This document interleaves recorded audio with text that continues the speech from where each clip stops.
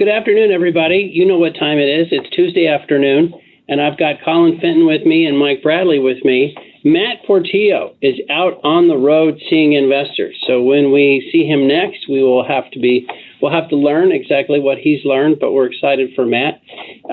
We've got a fantastic guest today, really interesting perspective, and we're just very lucky to have you, Greg McLean. Greg's a member of Parliament in Canada. He's focused on natural resources. He's from Calgary. He's been at it for a long time, and he's also been involved in industry directly for many years before he joined his role in government. And what you're going to hear from Greg, I don't want to steal his thunder, but we're really excited. He's going to give us a sense of what's going on in Canada from a legislative perspective on what, as Canada tries to push ahead with its own carbon capture and otherwise climate improving legislation. So let me just pause and say thank you, Greg. It's so fabulous to have you with us. We're very lucky. Well, Maynard, thanks for having me here today. It's always a pleasure to come on and speak with you and speak with your friends and make sure that we talk about the issues facing our industry here going forward. And as you know, I'm Calgary. I'm also Calgary Center. So all the oil and gas companies in Canada, most of them are headquartered right in my riding. So I get to represent a lot of smart people in the oil and gas sector, in the energy sector, in the energy transportation sector across Canada and, of course, around the world. So thanks again for having me here, Maynard. Well, it's fantastic. And are you joining from Ottawa today, Greg?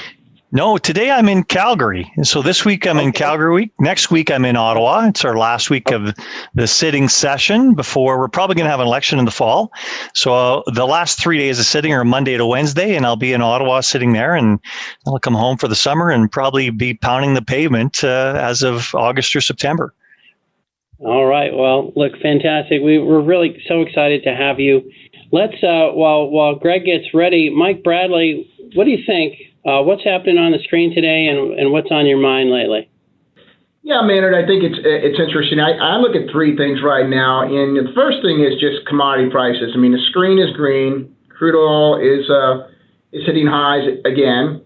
I think a lot of that is just that the setup looks really, really good. One of the reasons why it's moved here in the last week and a half, 2 weeks, is these Iranian talks that everyone expected was going to happen.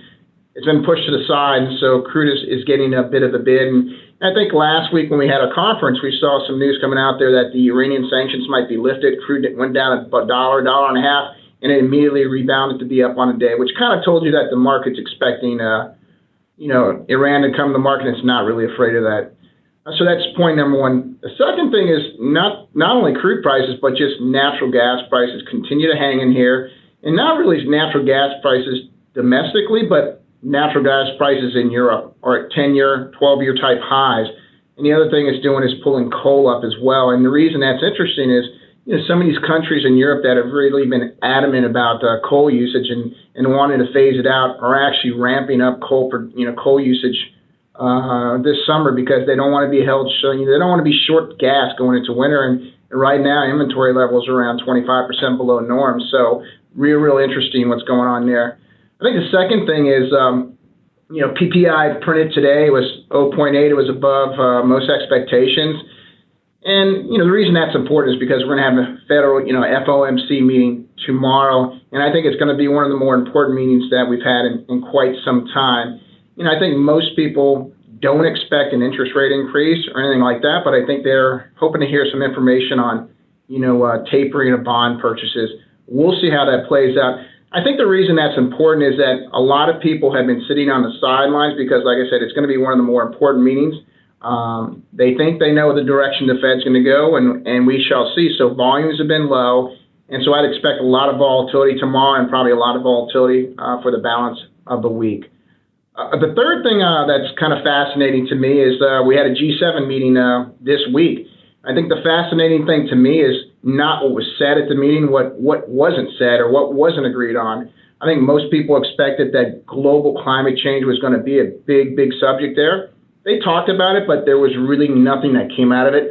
No real set standards that came out, especially on the uses of coal. I think most of these countries that are there want to wind that back, and they really did not give any real, firm commitments to coal usage.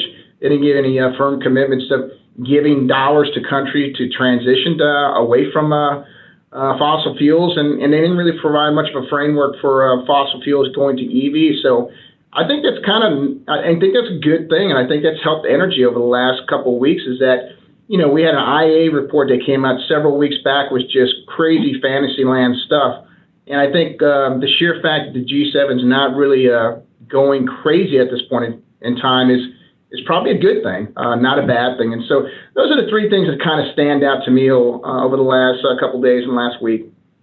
Well, Mike, they should have invited you to that meeting. You could have really kind of stirred it up a little bit for them. I would have given them my mind, right? All right, Colin, what you got, my friend? Yes, sir. Well, I've got 4 slides to go through this week, but before we get into them, I thought I'd share this image. I went to my fridge this morning, pour some milk for my coffee. And I guess this is proof that we can all march to our own drummers, because here's Horizon Organic Milk promising to be carbon positive by 2025. And so it's just a little reminder that folks maybe are still trying to get their messaging packaged as we move forward into the next several years. Now on to the charts. Comparative price paths for oil. This is WTI against the EU emission allowance for CO2. And, it's just been interesting how much they're tracking against each other. If I switch the units here on the y-axis, the y2 axis, you can see it's really a very nice fit. On first differences, log differences, it's a 29% correlation. But basically, both of these boats are getting lifted by some of the factors on the macro side that Mike just described. Notice 2 important dates, May 15th, 2020, November 6th, 2020. This is really when we saw some consistent movement in the advance. Of course, May of 2020 was when we first started seeing some opening of economies post the initial shutdown due to COVID, particularly in the southern United States. And then on the November side, of course, that was when we had the first reports of the effectiveness of the Pfizer and Moderna vaccines. And so here is, kind of actual opening, and here is expected improvement from the vaccine rollout. And now we're above $70 on WTI, 70.88 as of last night's close, and in US dollar terms, $64 per metric ton for the emissions allowance. Now, one thing that I thought was interesting is there's a lot of chatter about super cycles, as we've talked about many times before. There also has been a very strong, kind of connection here on how the EU CO2 emission allowance price has been evolving over the past couple of years. And so what we've done here is superimposed the recent price path for the CO2 emission allowance on top of the 1999 to 2008 price path for WTI crude oil. And you can see there's a fairly remarkable similarity in how they evolved over the first couple of years, but now this notable break. And I should add, there is absolutely no reason why they should match each other. And often these kinds of charts are somewhat annoying in implying that there is a reason that they should go together. But I just give it as an example of why it's important to keep in mind that doubt we had in the early 2000s. So for example, May 6, 2003, WTI was at $25.72. When we got to about $40 a year later, there was a lot of resistance to believing in a $40 price. We hadn't seen that price level. When it was punctured, we got to $69.81 by August of 2005. And it took us 847 days to go from about $26 to 69 and change. If we look at the slope of what's happened recently with the CO2 price, again in US dollar terms, from about $27 to $68 and change, again per metric ton, slightly different units, but it only took 198 days to see that movement between those two price levels, a much steeper slope. So it raises the question, we had so much doubt back here in the 2003-2004 period. Are we going to see this price process continue to go higher? Is it an analog of the 07-08 WTI price? Or are we going to see this have to come back down, settle down for a while, and maybe make some new high later in time. I don't really have a view. I just wanted to show it because this is the kind of thing where expectations can shift fairly quickly. Let's also take note that it was May 14th, 2021 that we got that $68 price. So it was already a month ago, and we've been going sideways since. And if we now look at the technicals here in the Bloomberg chart, MO1 is about 30% above its trailing 200-day average. And if you look down here at the RSI indicator, no surprise that we've been going sideways. So it doesn't mean we have to see a 30% decline, but it's just something to be aware of. Also notice the open interest here in the prompt MO1 contract, 20,000 contracts. What's happening here is this contract is expiring today. And so it's the December 2021 contract that actually has the greater open interest, about 451,000 contracts at roughly the same price, 51 euros per metric ton.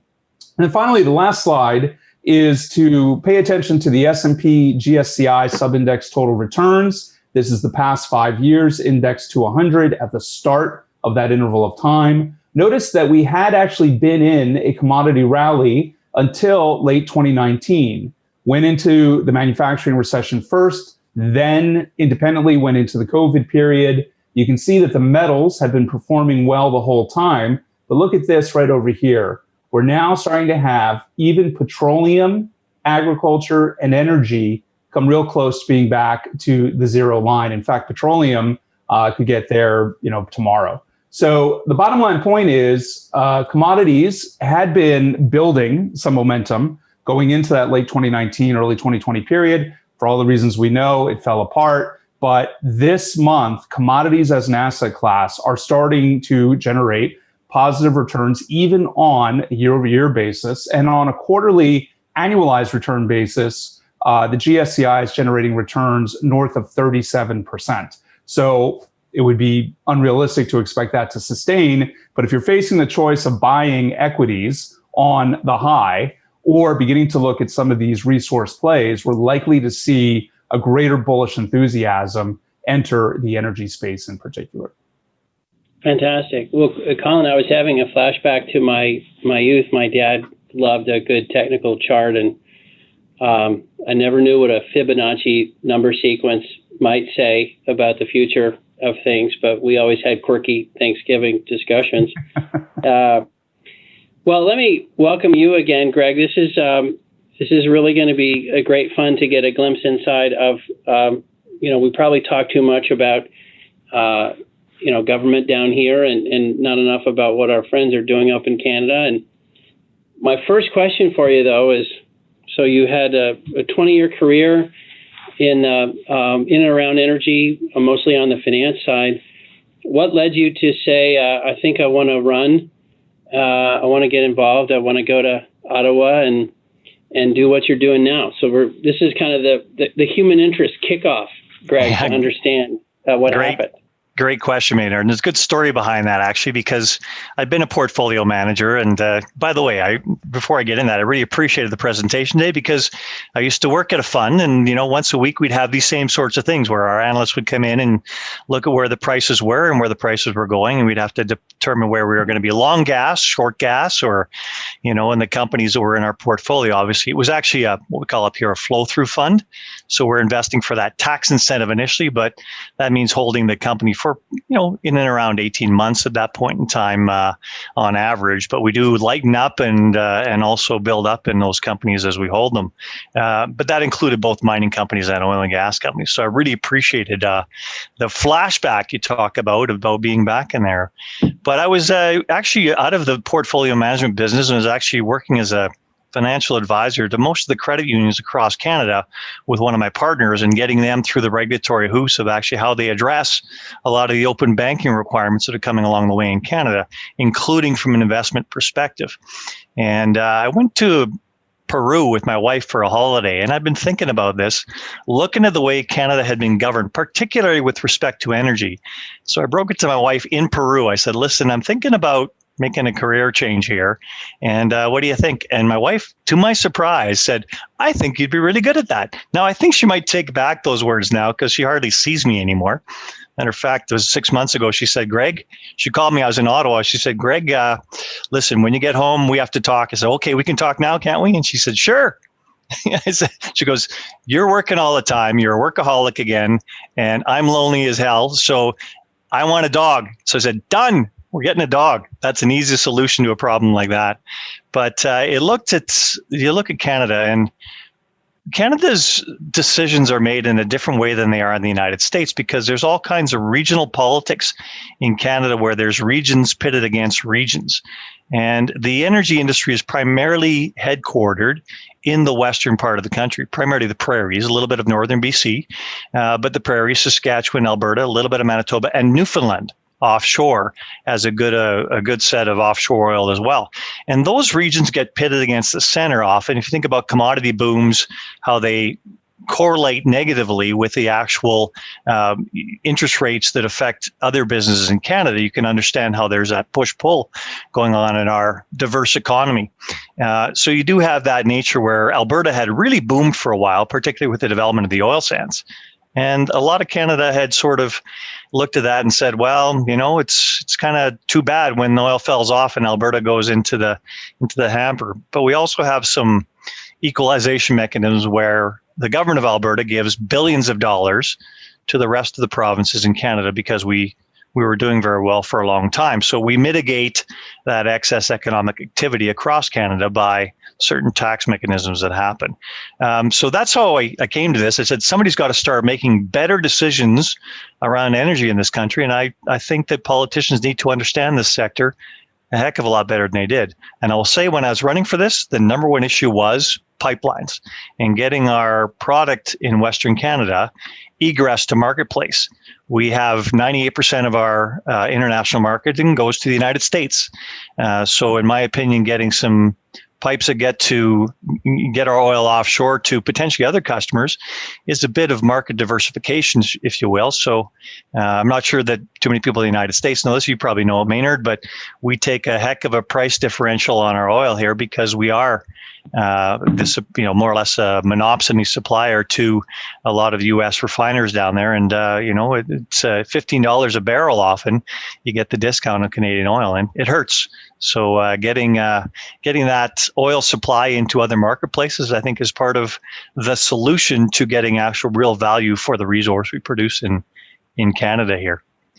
That's a good start. A lot in there, but that's what led me to where I am here today. Well, it's a fantastic start, and we just, first of all, I should say we salute your efforts, both in getting involved in government and also getting your wife the dog. That was a great move. Maybe you could visit about, it seems like if you think about, these last couple of years, boy, the landscape has changed dramatically. At least it certainly feels that way here in the U.S. From an energy standpoint, the COVID thing just changed the entire world in so many ways. But I know some of your recent activities have been around thinking about tax proposals and how the government can do some things. I likened it to Canadian 45Q. I don't know if that's fair, but maybe you could talk to us a little bit about some of those efforts you've been making. Certainly, and thank you. In 45Q is the U.S. tax mechanism that allows a split in the tax credit available for both the capture of carbon and then the transportation and storage of said captured carbon. And we don't have that equivalent here in Canada. We've done a lot of carbon capture and storage in Canada. We're working on the utilization part of it as well. But a lot of companies have started up that technology in Canada based on the fact that there has been some good support for it. Around 2018, the United States came up with the 45Q mechanism, which logically divided that tax credit between the different parties that were actually capturing and utilizing the carbon, or storing the carbon, if you will.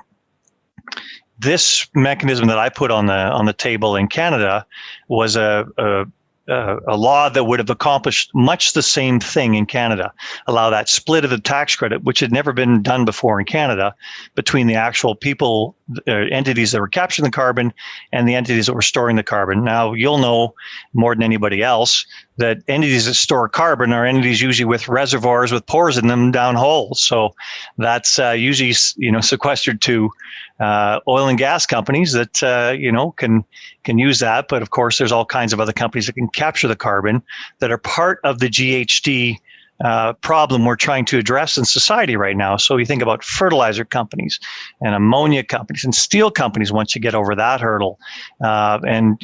Cement companies is a huge low-hanging fruit. We need to get over that hurdle as well. And those people capturing their carbon and transporting it to the areas where we can actually sequester it or utilize it. And let's accept that 90% is going to be storage at this point in time as opposed to utilization. But we'll come along with that as technology develops. So my bill was actually meant to accomplish that.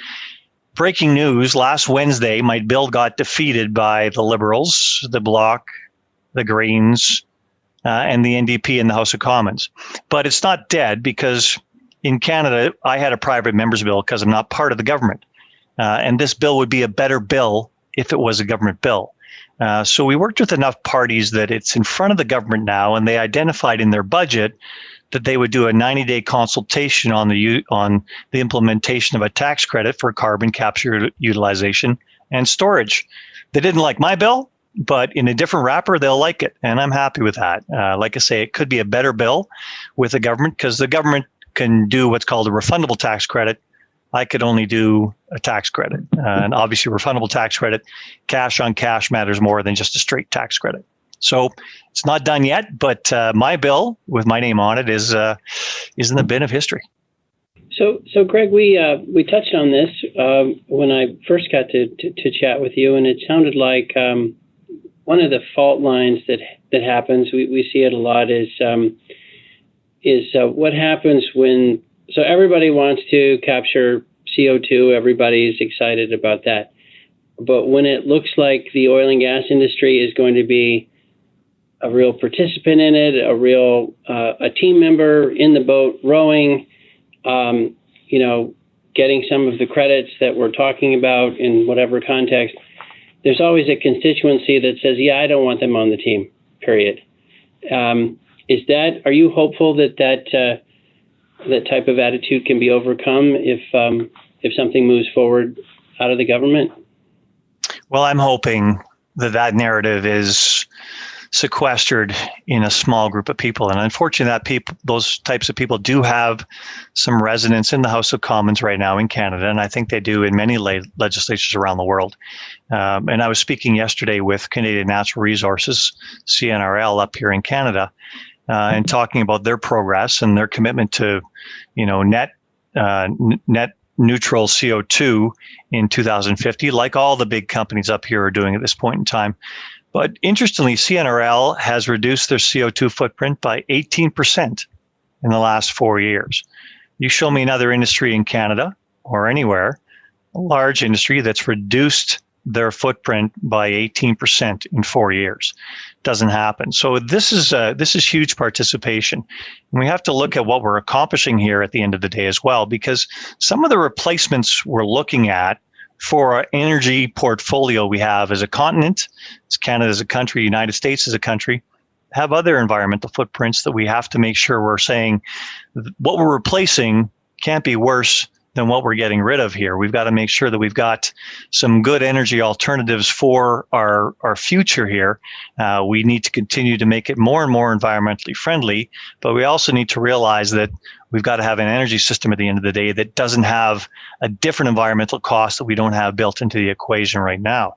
And those are a lot of the things we have to bring to the fore in the analysis we're taking on here. And I often talk about the different industries that seem like they're rent seekers along the way here, because in Canada, I'll tell you that the oil and gas industry is the biggest rent payer to governments across the country. About $24 billion per year provides to governments in taxes and royalties and excise taxes and payroll taxes. It's a huge amount of money for our government. And pre-COVID recognized that the government's budget was only about $350 billion a year. 24 billion of that came from the oil and gas industry. So you figure out how prominent that actually is in government revenue. It's significant. Doing away with that in favor of something else means all kinds of social costs that aren't going to get covered by the taxes we collect right now. And we do need to find better solutions, more environmental solutions, but we need to consider these as a whole, as opposed to just, betting on unicorns and windmills at this point in time.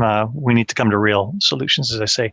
There is a narrative here, though, Maynard. The narrative that we are not winning at is, we can be as greenhouse gas efficient as possible, but I do hear it from, my colleagues across the aisle in the Green Party and the NDP and the Bloc Québécois, all of who want oil and gas gone, but also half the Liberal backbench as well. And it's not about greenhouse gas amelioration. It's about getting rid of the oil and gas industry. And those are their words. And we've got to start making sure that what we replace oil and gas with isn't more polluting. So those are the types of things I try and bring to the table with everybody in their decision making. So one question, as you're trying to be practical, when someone says, I really want to get rid of oil and gas, and you're trying to work with that, do you ever find yourself saying, okay, how about we start with the dirtiest oil and gas on the planet, and we'll work our way back to the cleanest?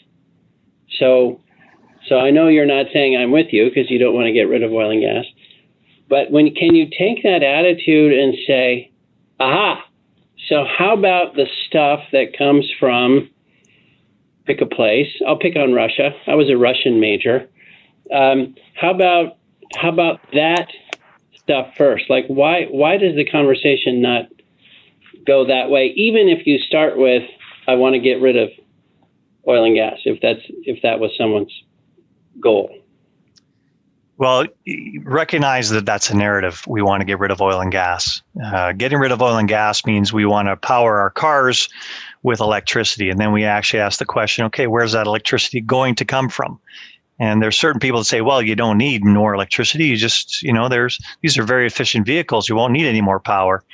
And I don't know how you get rid of 1/3 of the power produced in Canada, overnight with new electricity without new hydroelectric dams or nuclear plants or, a province worth of windmills and solar farms. But, that does seem to be the disillusion that some of my colleagues have on the matter.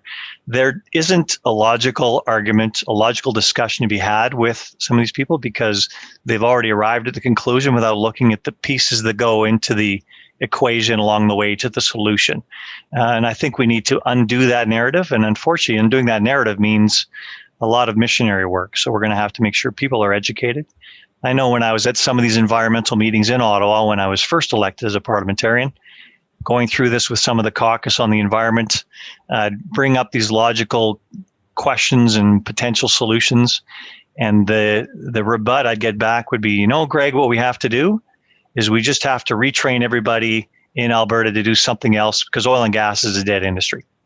And so there is a wall that you're talking past for people that have already decided that oil and gas is bad energy for the world. Now, you know that oil and gas is a very efficient energy molecule around the world. And so mitigating its environmental impact is what's going to accomplish our goals on both an environmental perspective, an energy efficiency perspective, and an energy security perspective going forward here. And energy security is world security.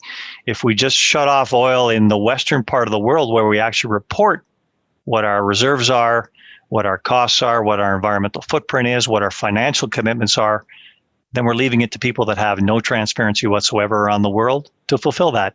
And the IEA report even indicated that if we didn't drill any more oil and gas in the world by 2030, or was it 2040, that the Middle East would be providing about more than 50% of the world's oil supply at that point in time. And I think that's a dangerous move where we're dependent on one region of the world for so much of our energy supply. So, Greg, that raises an interesting question because, of course, those pipelines that you referenced, where Canadian companies have spent billions of dollars, are now getting canceled, or they've been in place for decades. We all know which ones we're talking about. So how do you think about when Canada should give up on the United States? And I don't mean that in totally, but when is enough enough?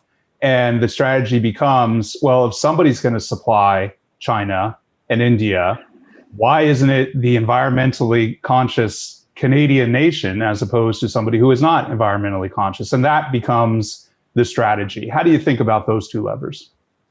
It's a good question. I've always been a proponent that the best energy is the energy that's closest to you. So I've always been tied into the United States as far as being the most likely buyer of Canadian energy, both from an oil and gas perspective, hydroelectricity, our entire connection of our grid, our energy trade back and forth is very important. And we've had a free trade agreement that we built, and it's added to the lifestyle of North Americans on both sides of the border because of the way we actually interact in this field. And that happened pre 1988 when we actually had the first Canada-U.S. free trade agreement. But I also think we do need other buyers. So if you're getting some of this oil offshore, and prior to this current government coming into office in 2015, we actually had a pipeline that was approved to get all the way to the northwest coast of British Columbia, Prince Rupert, if you're familiar. And it was approved all the way with all kinds of recommendations to deal with the environmental issues along the way, the spill response that they had to build up in a small place like Prince Rupert, the indigenous relations with the companies, with the communities along the route. It was fantastic, and hundreds of recommendations came out of what was then called the National Energy Board. And the minute this government came in, they found a different reason to cancel it. Much like the Biden administration, when they came in, they immediately canceled Keystone XL. So that's energy trade that had already crossed the border in the building of that pipeline on Keystone XL. So it was a huge black eye. It's a pipeline that was in the mix for over 12 years and a few administrations, questioned by one and eventually canceled by the Obama administration, then allowed by the Trump administration, and then immediately canceled by the Biden administration. And that would have gotten about 830,000 more barrels of oil, Canadian oil, down towards the U.S. Gulf Coast, where, of course, you utilize that heavy oil more than they utilize the light oil in the refineries. That heavy oil is going to have to find a source somewhere, and it's going to come from offshore jurisdictions now. So I think that proximity does allow us to be very good trade partners and look at a North American energy strategy so we're not beholden to the whims of the rest of the world.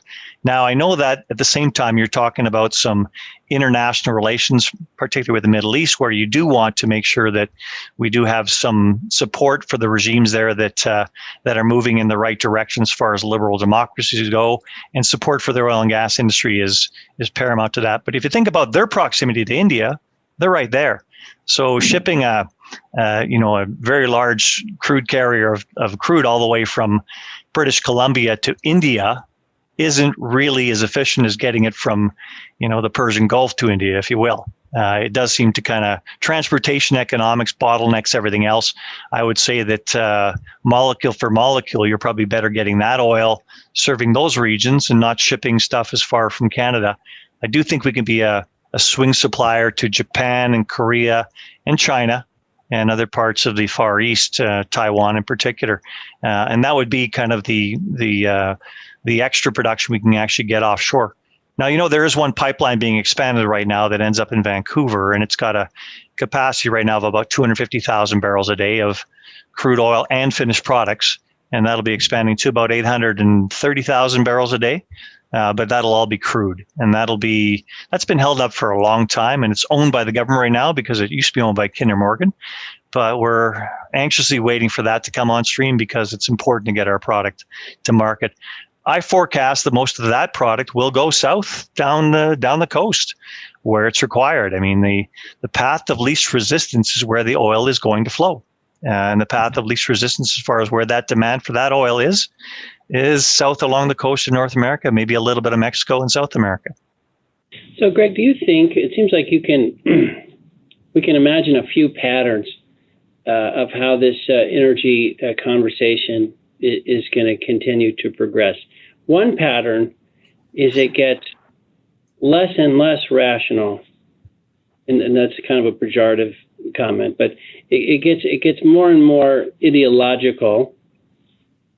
That then results in real bottlenecks, real problems, power outages, prices go up, all kinds of things, and a realization that perhaps we haven't really even improved the environment. And then we get back on a better, more normal path. That'd be one. Another one, I guess, would be it does that sooner. Like we kind of course correct and realize we don't have to do this, what we're doing, and we just do it sooner to sort of course correct. I guess the third one is we'd never course correct, and we just keep going farther and farther until we eventually, we don't move back towards something that seems more thoughtful, I guess, to the rest of us. What kind of path do you feel like we're on? Do you feel like the conversation is getting better? Are people starting to learn these issues? Are the extreme voices getting pushed out? Or are you a little more pessimistic that it's getting harder and harder each day for reason to take over? Wow, that's a loaded question, Maynard, but it's spot on. I'm in politics now, and the narrative I see is the narrative that is troubling to me, and the misinformation that exists in the spectrum right now is large.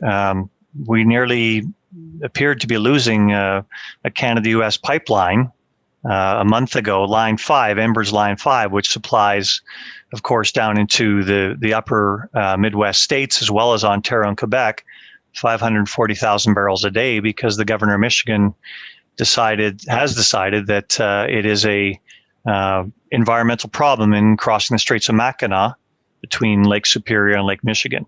And yet it is federal jurisdiction. It's a federal regulator in the United States that approves the safety of the pipeline. And at the same time, the governor of Michigan is actually holding up the replacement tunnel that will actually bury that pipeline even further into concrete to make sure that it is foolproof as far as ever having a spill. And yet, so I do think there is that disruption ability that's going to say, we've depended on this cheap energy for far too long. There's no doubt that burning anything does create some emissions. What are we burning, and how do we make it as emission friendly as possible? But we've built a huge industry up along the supply of energy, hydrocarbon energy, if you will, oil and gas, across this continent and throughout this continent. And that has led to a lifestyle that works very well for us vis-a-vis any other country in the world. Every other set of countries would like to replicate what we have here. I don't know when those voices are going to start taking a look at what we're doing in North America, where we're taking on such a change, which is going to add significantly to our energy cost, our security minimization, and in the end, energy poverty, and moral hazard, if you will, if we're always dependent upon an at-risk electricity delivery mechanism for all our power across North America. So I see disruption continuing to happen. That's happening in the courts. That's happening outside my realm, where the decision makers should be in the legislatures.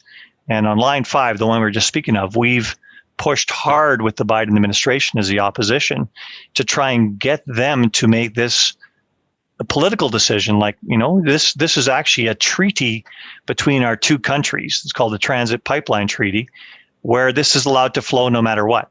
And, for the Michigan government to step in and go, well, we don't like the environmental footprint of it now, is a little bit offside. And we'd like the administration in the U.S. to make sure that they take on that battle and make sure that we do have cross-country treaties that are honored, or else risk an energy infrastructure that will be much less serving our needs going forward if we allow this kind of disruption. Did that answer the question at all?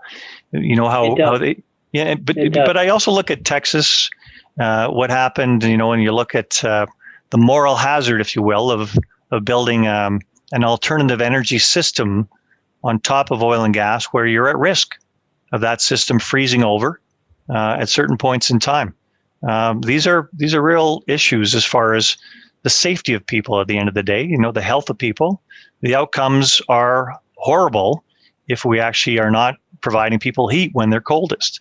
And that happens in Europe sometimes. We do not want to replicate what Europe has as far as an energy system goes. We've got a far better energy system in North America than they have in Europe. So let's move in the right direction here, not in a direction that has proven to be insecure and it hasn't accomplished that much as far as environmental remediation. Yeah, Greg, I was just wondering, you talked a little bit about the pipeline, a lot about the pipelines, and I'm just curious about what you're thinking on the EMT side, the upstream side. We're seeing, a lot of oil majors looking to divest properties, potentially in the U.S. and maybe in Canada. And, one of the things we're seeing in the U.S. market is M&A is going to be pretty prevalent, because I think most people are saying we've got to cut costs, we've got to get bigger to compete for capital. And I wonder, what is Canada's view on that? I mean, if we only end up with 3 or 4 or 5 large producers, it seems like Canada's always been one of these countries where, they like the diversity of production, stuff of that nature. And, do you see over the next couple of years, what we see is just only a handful of companies being really, really large? And what does that mean for Canada? What does that mean from a regulatory standpoint, or whatever you can offer up? Excellent question again. I mean, I look at what's happening vis-a-vis the investment in oil companies around the world. And, I have a deep finance background, and, I look at social cost of capital, the way we're financing all kinds of green bonds, social cost of capital. You all will know that means the taxpayer is subsidizing something in order to make it go forward. Whereas you look at the oil and gas industry, one of the main industries in Canada, it competes for capital all day long. It's not only competing for capital, it's competing for capital providers now, because all of these shrill voices are trying to push investors out of oil and gas development.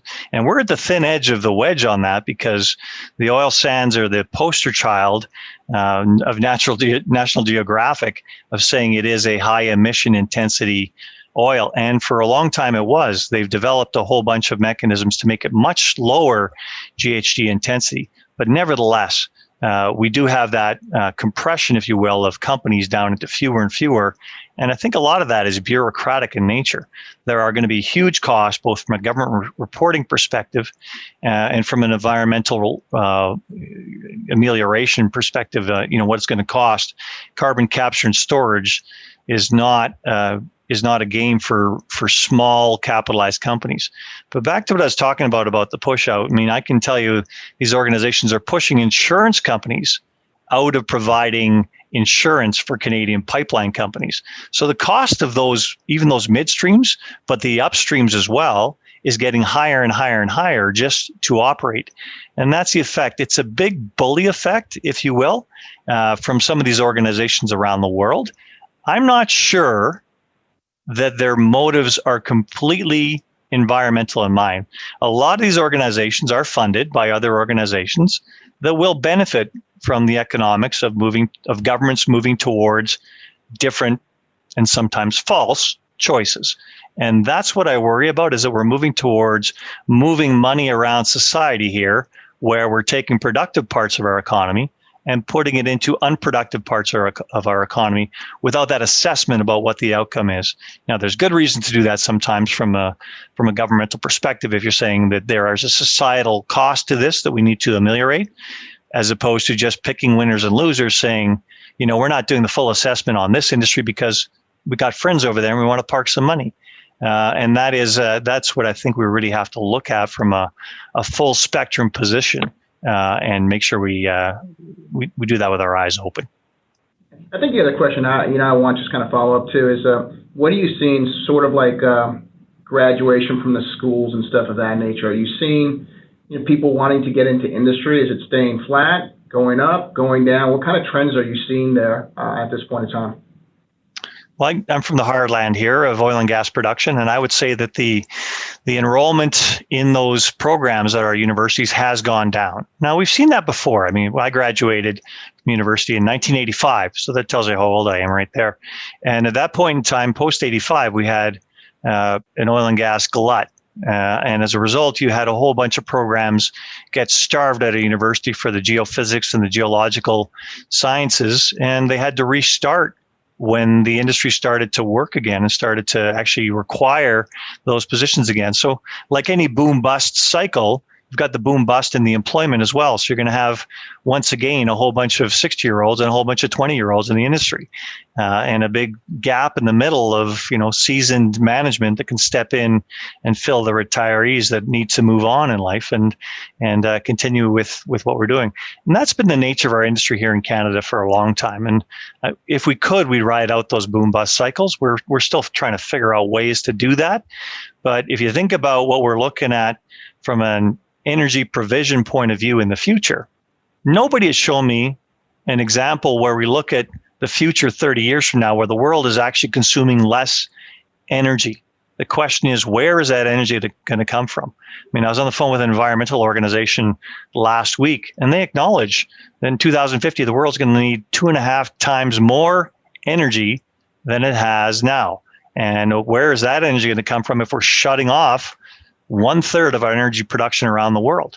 I mean, we're going to have to double down, triple down, quadruple down on very expensive, not necessarily more environmentally friendly energy options. And so I think that people have to look at this as far as the totality goes and what we're leaving on the table by not continuing to address the environmental effects of our best energy production and move forward with how we actually work with this going forward and the infrastructure with this, because any new energy system is going to require a new energy infrastructure as opposed to the one that exists that's serving us very well right now.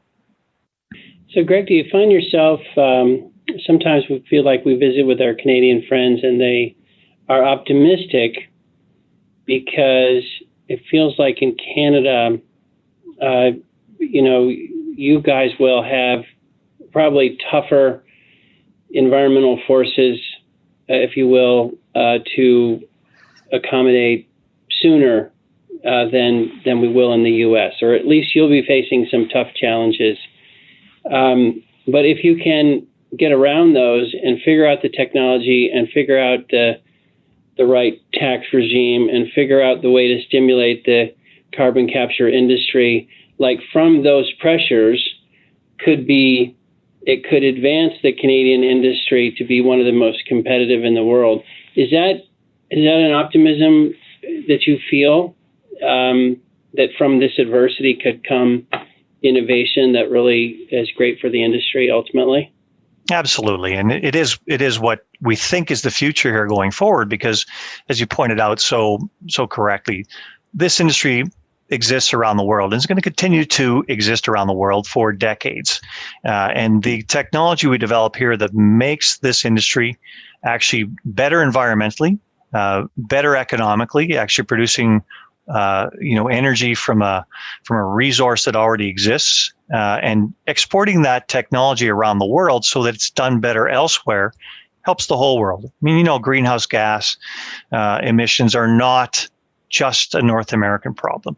They exist around the world where they continue to grow their greenhouse gas emissions. I mean, China, India, Southeast Asia, these economies are growing like crazy. They're growing their environmental footprint. They're growing their GHG footprint exponentially.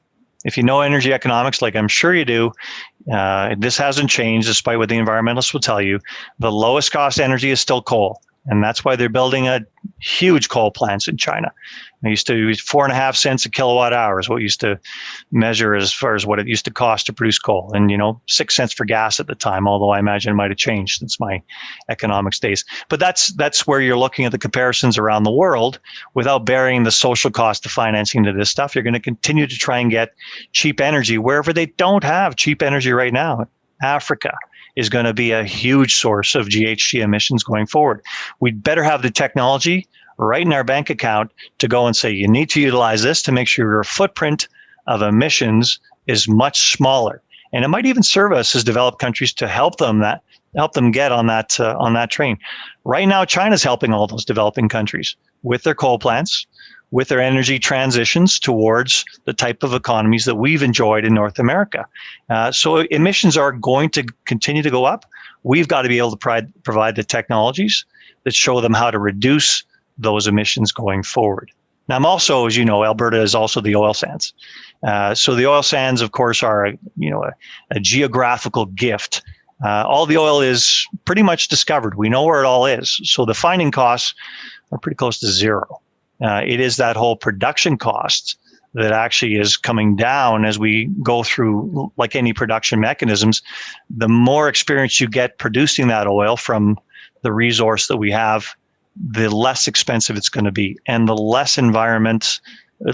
fewer environmental effects we'll have going forward, because we learn as we go through the process how to mitigate those effects more and more. So those are the benefits we have. Those are the benefits I hope we continue to exploit, and those are the benefits I hope we get to export around the world. Well, I guess it just picks up on that theme we were talking about with the governor of Michigan not honoring the rule of law, in that case, an international treaty. That's something we see all over the world. Frustration with lawmakers not doing things that individual groups want them to do.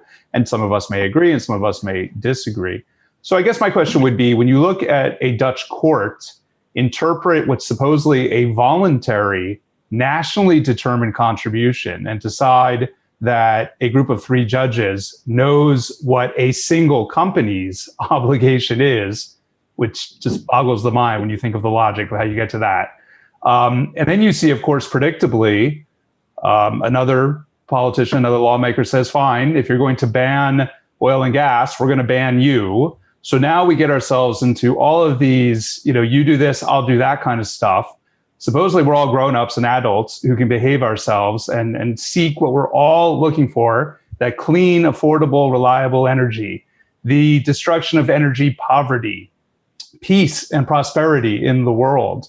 As a newly minted lawmaker, what are just some thoughts maybe to end on how you think about this push into the courts, as opposed to in democracies, laws are supposed to be written by the lawmakers? Colin, great question. And that is the main, we've faced that in Canada for a long time, about judge-made law and what is the role of the courts versus the role of Parliament. And there's all kinds of rationale about, do parliamentarians make good laws anymore? Both, legislators in the United States and parliamentarians in Canada.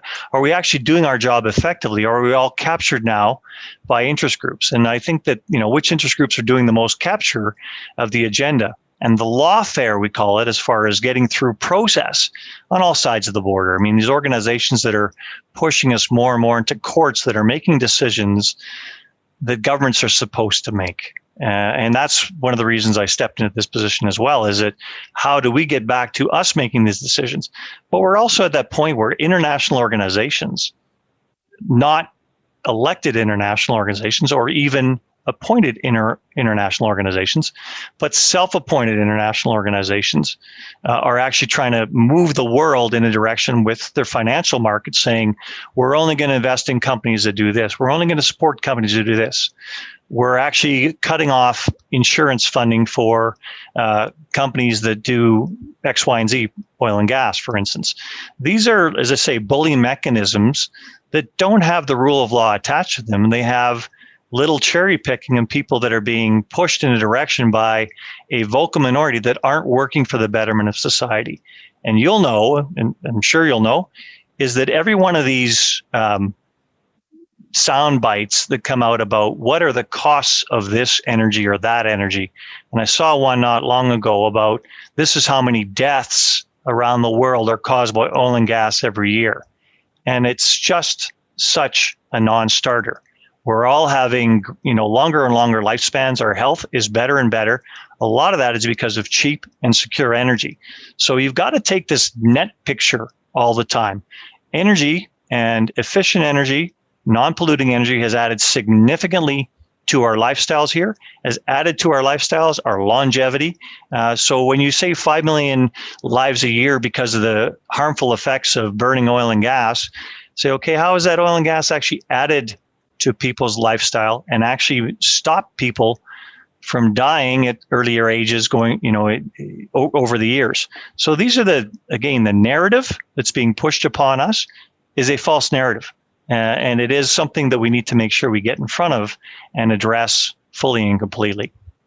Greg and Maynard, maybe if I could just make one point there. I love that idea, the absence of hydrocarbons gave us a world of 1 billion people. This world of 7.8 billion was possible because of hydrocarbons. So, imagine the counterfactual world and that delta of population.